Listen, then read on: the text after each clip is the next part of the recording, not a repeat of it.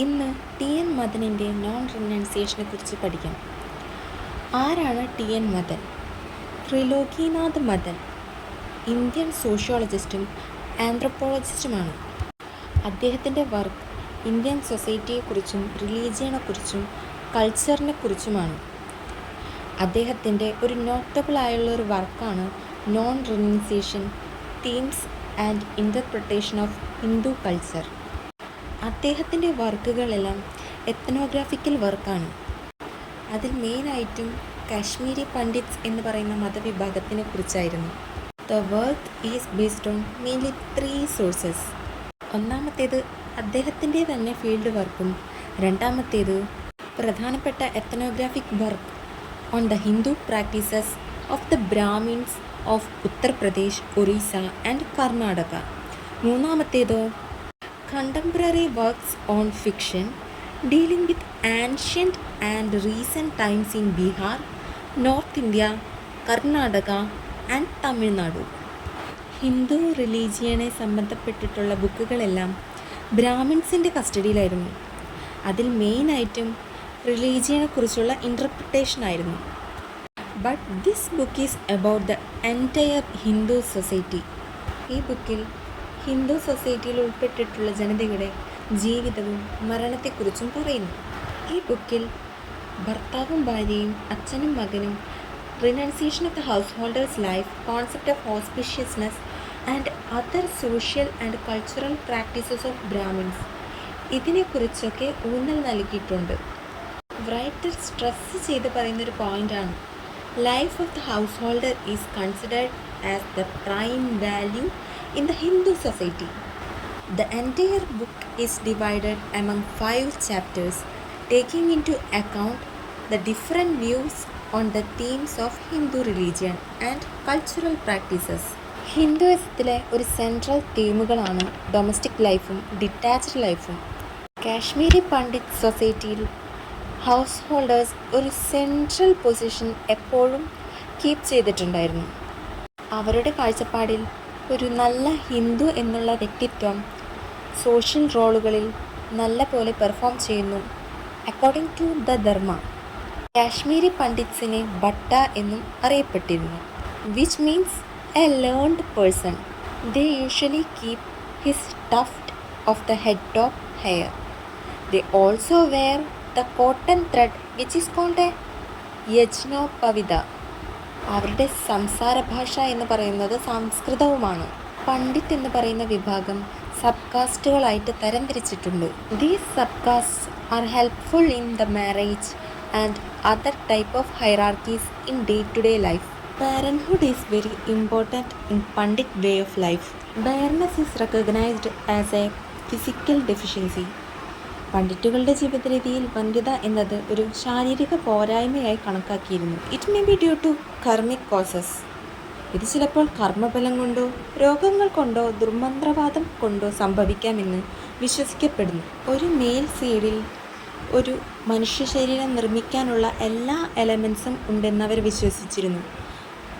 അതായത് ശരീരത്തിലെ എല്ലുകൾ, മാംസം, രക്തം, ആന്തരികവും ബാഹ്യവുമായ അവയവങ്ങൾ, മുടി, നഖം, ബുദ്ധി, അറിവ്, അവയെല്ലാം മെയിൽ സീഡിൽ അടങ്ങിയിട്ടുണ്ടെന്നാണ് അവർ വിശ്വസിച്ചിരുന്നത്. The mother's menstrual blood provides the soil for the seed to grow in when it ceases to flow out and solidifies in to the flesh sack which envelops and nourishes the foetus. അമ്മയുടെ menstrual ബ്ലഡിൽ ഒരു ബീജത്തിന് വളരാനുള്ള മണ്ണ് ഉണ്ടെന്നാണ് പറയുന്നത്. Menstrual blood ഒഴുകുന്നത് നിൽക്കുമ്പോൾ അത് കട്ടിയായി മാറുകയും ഒരു ഭ്രൂണത്തെ പോഷിപ്പിക്കുകയും ചെയ്യുന്നു. The Kashmiri womens are said to be child worshippers. അവർ കുട്ടികളെ ആരാധകർ എന്നാണ് വിളിക്കുന്നത്. കാരണം അവർക്ക് കുഞ്ഞുങ്ങൾ ദൈവിക ശക്തിയാണ്. അമ്മയും കുഞ്ഞും തമ്മിലുള്ള ബന്ധം മനുഷ്യൻ്റെയും ഡിവൈൻ പവറിൻ്റെയും ഇടയിലുള്ളതാണ്. അച്ഛനും കുഞ്ഞും തമ്മിലുള്ള ബന്ധത്തിന് ഭൗതികമായ പ്രാധാന്യമുണ്ട്. മാതാപിതാക്കൾക്കും മക്കൾക്കും ഇടയിലുള്ള ബന്ധം പൂർവിക സ്വത്തവകാശം ഉള്ളതുകൊണ്ട് അത് ധാർമ്മികമായ കടമകളാൽ ബന്ധിക്കപ്പെട്ടിരുന്നു. The ancestral property of the family is being shared by both father and son. In other words, we can say that the relationship between a child and the parent is bound in terms of the dharma. Kashmiri പണ്ഡിറ്റുകൾക്ക് കുട്ടികൾ ഉണ്ടാകുന്നത് പ്രധാനമാണ്. Having children is important for Kashmiri Pandits. കുട്ടികളില്ലാത്തതിന് പല കാരണങ്ങളുണ്ടാകാം. It may be karma or രോഗമായിരിക്കാം, അല്ലെങ്കിൽ വേറെ മറ്റെന്തെങ്കിലും കാരണമായിരിക്കാം. അച്ഛൻ്റെയും അമ്മയുടെയും പങ്ക് പ്രധാനമാണ്. കുട്ടി കുടുംബത്തിൻ്റെ ഭാഗമാണ്. കുട്ടിയും മാതാപിതാക്കളും തമ്മിലുള്ള ബന്ധം ധർമ്മം അടിസ്ഥാനമാക്കിയിട്ടുള്ളതാണ്. For Pandits, the physical self is not that important as the inner self, as the body is fragile and will be destroyed certainly, but the Atma or the inner self cannot be destroyed. ശരീരത്തെക്കാൾ അവർക്ക് ആത്മാവാണ് പ്രധാനം. ശരീരം നശിക്കും, പക്ഷേ ആത്മാവ് നശിക്കില്ല. നമ്മുടെ കഷ്ടപ്പാടുകൾ മുൻ ജന്മത്തിലെ തെറ്റുകൾ കൊണ്ടാണ്. നല്ലതും ചീത്തയുമായ സമയങ്ങൾ ജീവിതത്തിൽ ഉണ്ടാകും, എന്നാൽ ക്ഷമയും സഹനവും ഏറ്റവും പ്രധാനമാണ്. They consider karma as the chain of bondage, but due to this reason it is not unwelcome.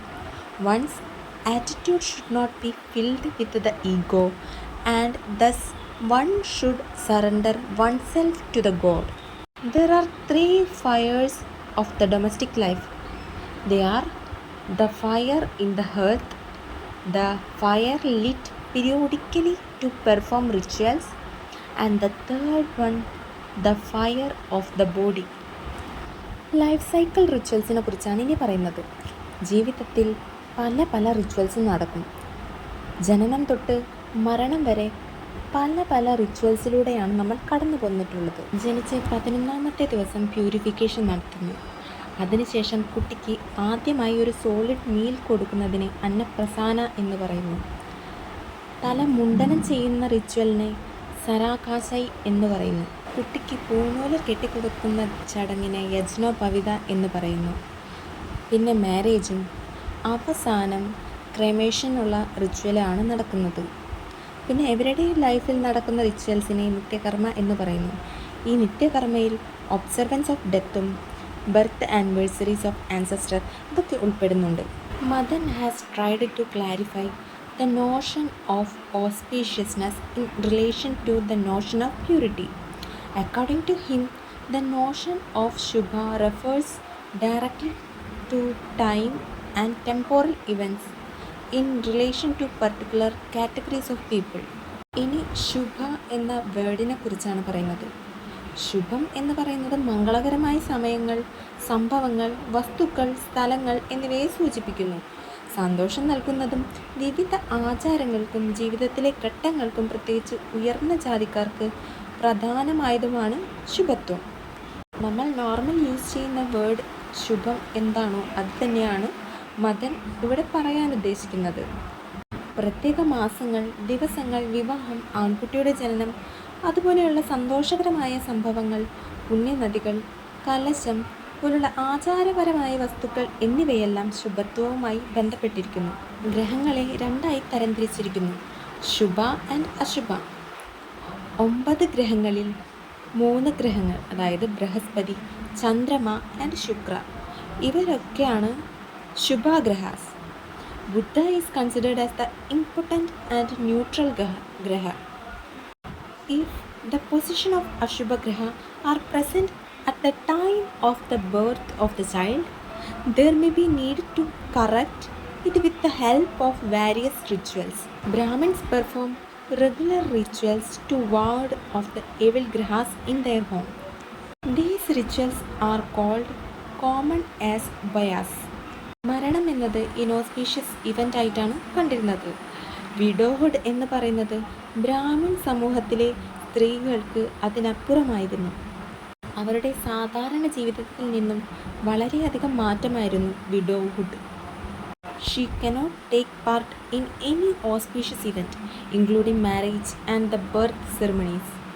Auspiciousness is an absolute value which manifests as a quality of events in the life of human actors and involves the dimension of time and space.